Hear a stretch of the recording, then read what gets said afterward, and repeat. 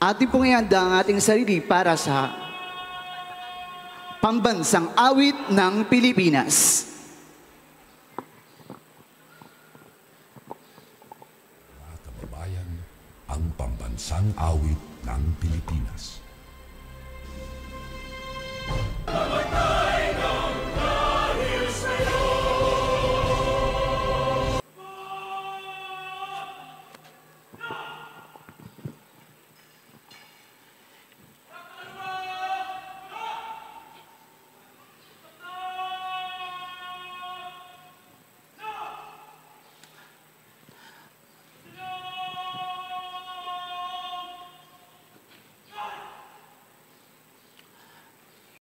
Yung Christ on the Block, ginagawa natin to, nakalagay sa Bible ito kung ano ginagawa ng mga apostol noong una. Nagbabahay-bahay sila. Pero bawat bahay, pinupuntahan nila. Nangangaral. Yan yung gawain natin ngayon. Nakatala sa Bible. Nalubos na kinalulugdan ng Diyos. Nangangaral. Naghihiling. Tayo lang gumagawa nyo na. Ang karami, iba, nag-rosaryo lang. Pero kakaiba ang gawa sa atin. Amen? Nag-rosaryo na, nag-healing pa, nag-evangelize pa kayo. Sa ibang simbahan, gusto nila magawa to. Sa Bisaya, sa Iloilo, sa Cebu. Kaya laganap ang Christ on the Block to. Saan galing nyo? Bigay yun ng Espiritu Santo. Amen? Binigay sa atin na hindi nila ginagawa. Tayo ngayon ang gumanap. Sa pamagitan ng bahay-bahay na yan, bumaba ang dilang apoy, naibigay natin ang dilang apoy sa maraming tao. Pag binigay mo ang dilang apoy sa kanila, magbabago sila. Pag pinatong mo yung kamay, gagaling sila. Amen? Kaya kayo, meron kayong kapangyarihan. Yung ginagawa natin Christ on the Block, lahat ng gumanap niyan, meron siyang biyaya tatanggap.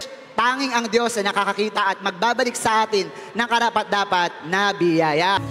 Tinawag ko ang iyong ngalan, sinagip sa kapahamakan.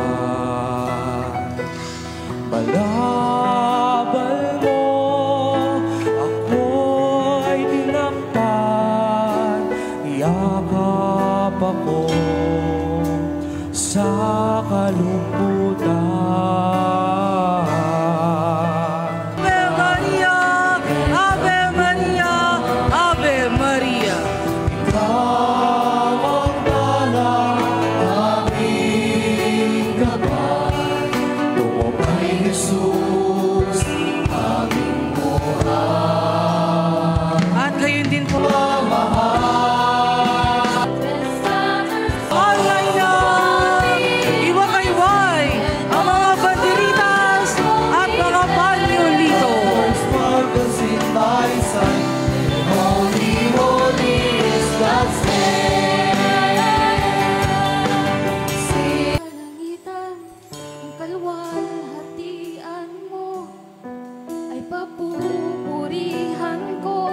Dakila ang pangalan mo, itatanghal ka sa kalangitan.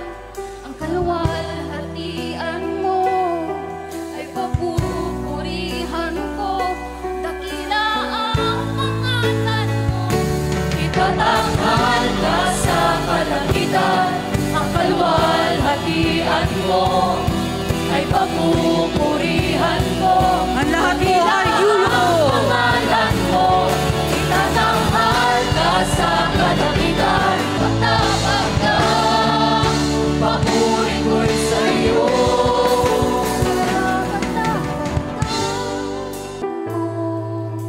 Karapat-dapat ka, papuri ko'y sa'yo. Sama po natin awitin ang credo ng Soldiers of Christ, ang awit ng pastol.